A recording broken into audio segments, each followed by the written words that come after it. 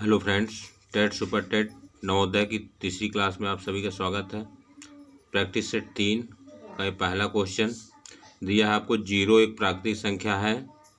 तो आप जानते हैं कि प्राकृतिक संख्याएं जिनसे वस्तुओं की गणना की जाती हैं 1 से शुरू होती हैं, तो 0 प्राकृतिक संख्या नहीं। इसका मतलब इसका ऑप्शन क्या हो, बी सही है। फिर अगले क्वेश्चन में पूछा कि 12, 10, 12 को 12 से भाग देने पर शेषफल ज्ञात कीजिए। तो भागफल तो निकालना नहीं, आपको केवल शेषफल निकालना है। तो भाग दीजिए 12 एकम 12। अब 0.0 से ध्यान मत दीजिए, 0 कहाँ लगाएंगे। 12 एकम 12, 101 में भाग दोगे 12 × 96, बचेगा 5 और 2 52 हो जाएगा। 12 चौक 48, 4 शेष बचेगा, तो डी ऑप्शन होगा। तीसरे क्वेश्चन में पूछा है 537 का स्क्वायर का वर्ग कितना होगा।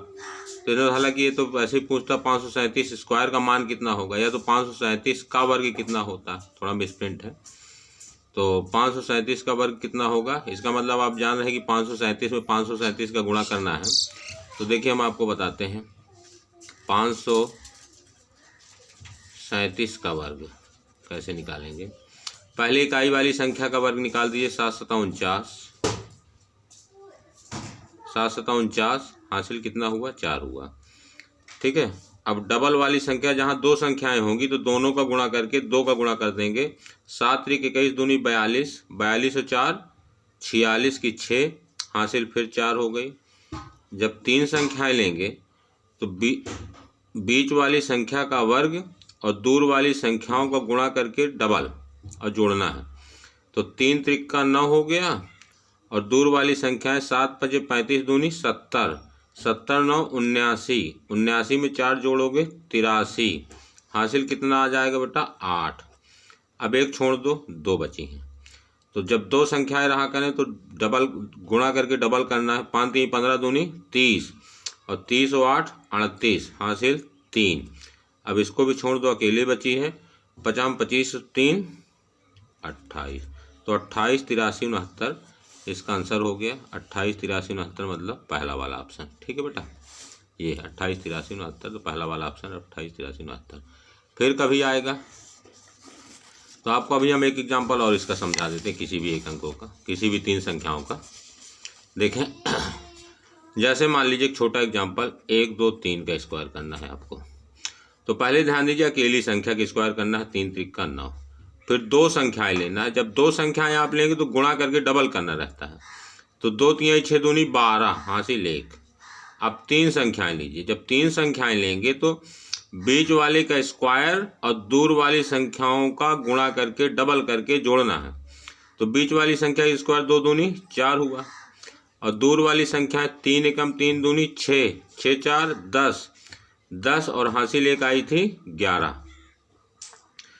फिर अब हासिल क्या आ गई है, 1। अब 2 संख्या लेना, आखिरी छोड़ दिया करो। जब 2 लेंगे तो गुणा करके डबल करना है। तो 2 एकम 2 दूनी 4 और 1 5। अब 1 लेना है, जब 1 रहे 2 बार कर देना, 1 एकम 1, तो 123 का वर्ग हो गया 15129। फिर कहीं एक आध जगह आएगा तो हम आपको और समझा देंगे। चलिए अगला क्वेश्चन देखिए।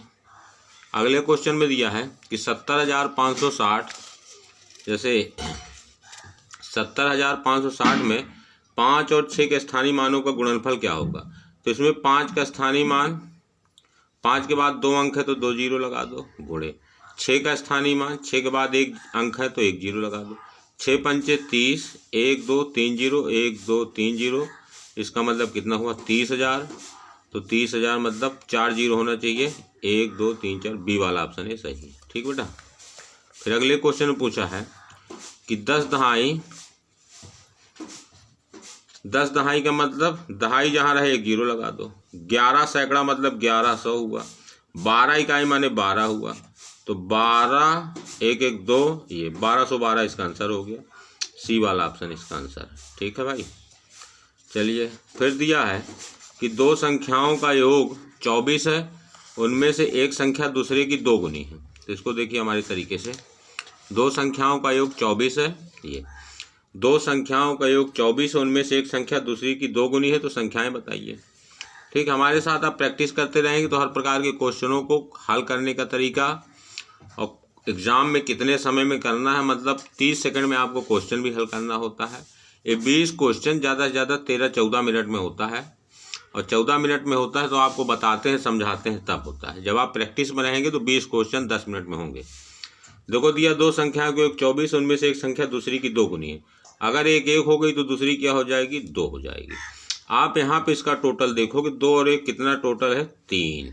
ठीक है बेटा, लेकिन आपको टोटल कितना दिया है, 24। कितने गुना दिया है, 8 गुना ज़्यादा दिया है। तो आप भी 8 गुना ज़्यादा ले लीजिए। 8 का गुणा करोगे 8 एकम 8, यहाँ 8 का गुणा करोगे 8 दूनी 16। इसका मतलब संख्याएं 16 और 8 हो गई। ये 16 और 8 ही हो गई।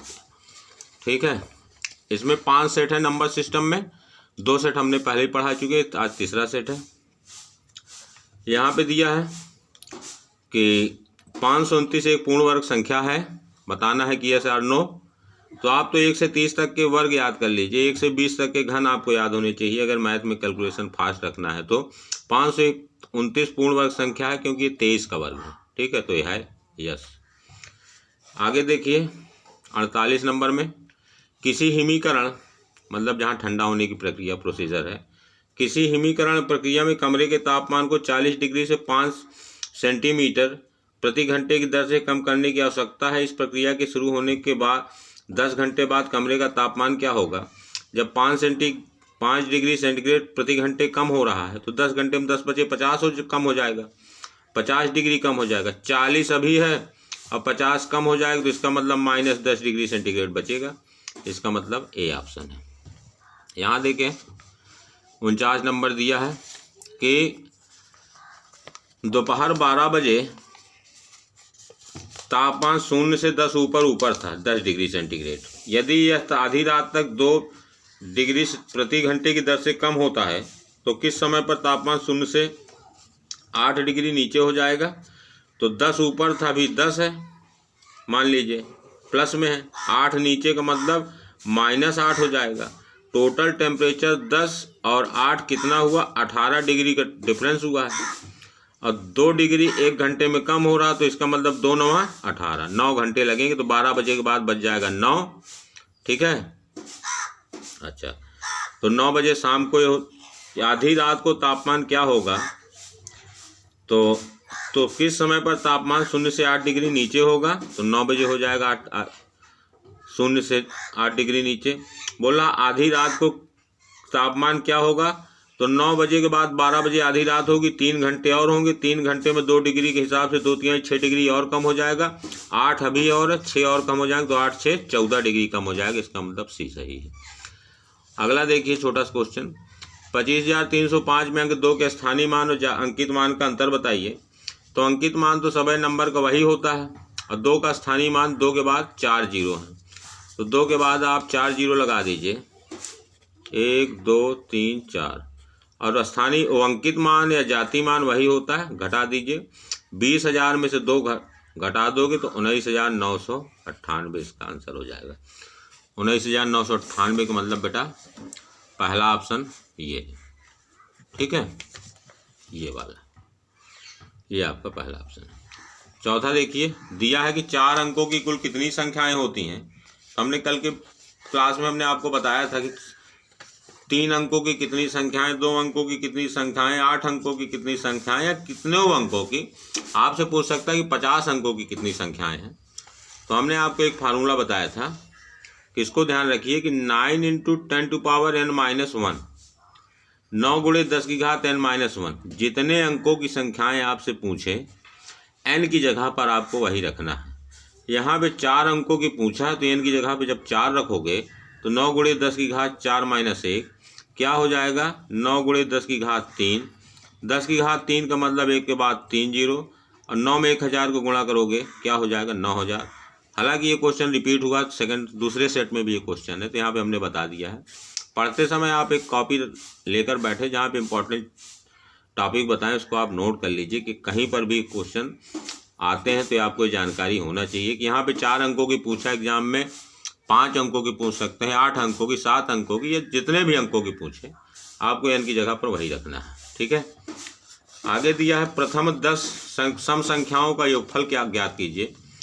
तो आप जान लीजिए कि n सम संख्याओं का योगफल n × n+1 होता है। आपसे जितनी सम संख्याओं का पूछे, प्रथम first 10 even number sum of first 10 even number, प्रथम 10 सम संख्याओं का योगफल। तो 10 रखोगे यहाँ, 10 + 1 माने 11 हो जाएगा, 11 दहम्मा 110 हो गया। तो टोटल इसका पहला वाला ऑप्शन आ गया 110।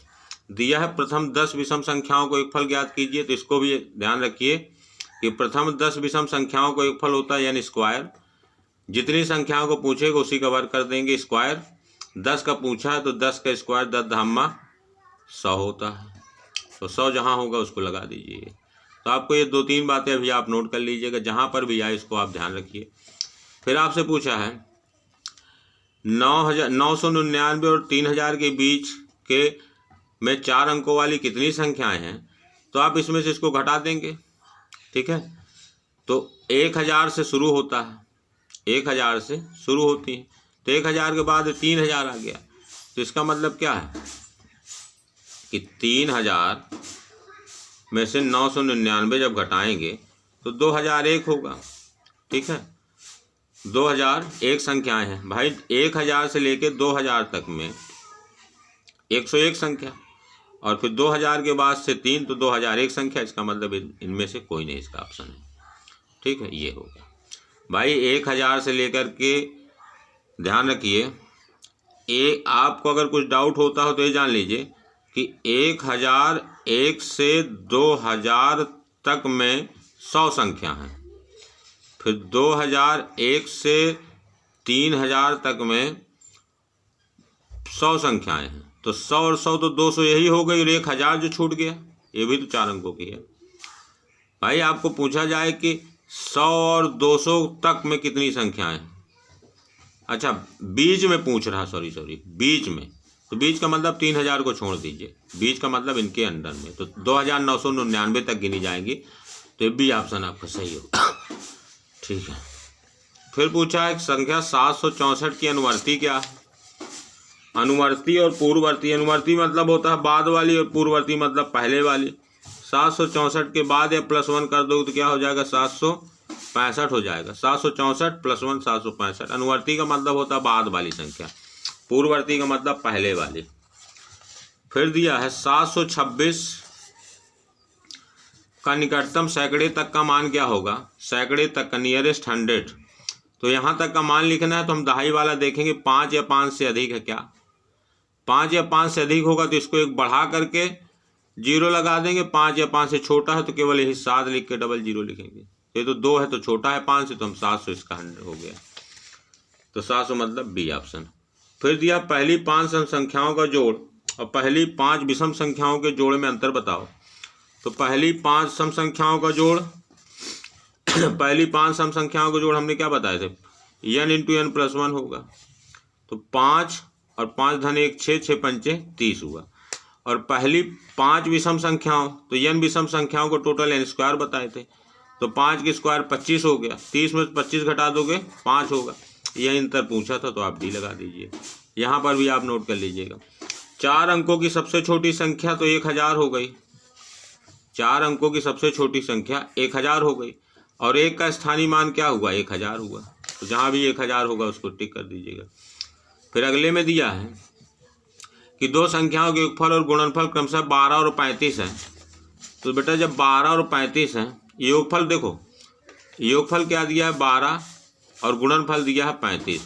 तो उनके व्युत्क्रमों का योगफल क्या होगा। जब भी संख्याओं के व्युत्क्रमों का योगफल पूछे आपसे और योगफल और गुणनफल दिया रहे तो आप योगफल बटे गुणनफल कर दो। इसका मतलब 12/35 इसका आंसर हो जाएगा। आता कैसे इसको भी देख लीजिए। मान लो कि संख्याएं x + y हैं, x और y, तो इसका टोटल हो गया योगफल x + y। तो योगफल क्या दिया है 12 दिया है, 12। गुणनफल माने xy कितना दिया है 35। पहले में दूसरे से भाग दो तो x + y बटे xy बराबर 12/35 हुआ। अलग अलग लिखोगे इनको तो x बटे xy + y बटे xy बराबर 12/35। x से x कटेगा, y से y कटेगा, यहाँ बचेगा 1/y, यहाँ बचेगा 1/x, यहाँ हुआ 12/35। तो देखो संख्याओं का व्युत्क्रम रेसिप्रोकल 1/x + 1/y की वैल्यू आ गई 12/35। तो आप जाने रहिए कि जब भी योगफल और गुणनफल देगा तो व्युत्क्रमों का योगफल योगफल बटे गुणनफल ही होता है। आपको कुछ करने की जरूरत नहीं। ठीक बेटा।